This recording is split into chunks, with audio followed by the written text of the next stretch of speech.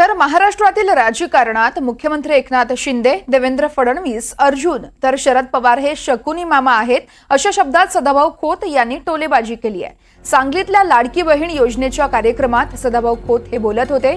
मराठा आरक्षणावरून खोतांनी उद्धव ठाकरेंवर देखील निशाणा साधलाय।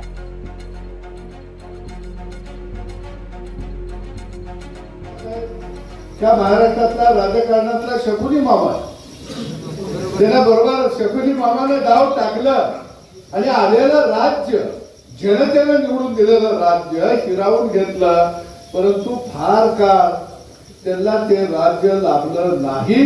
परत एक वेळा एकनाथ शिंदे नावाच्या वाघानं बंड केलं आणि देवेंद्र फडणवीसच्या फाशीनं या महाराष्ट्रामध्ये खऱ्या अर्थानं परत महायुतीचं सरकार आलं।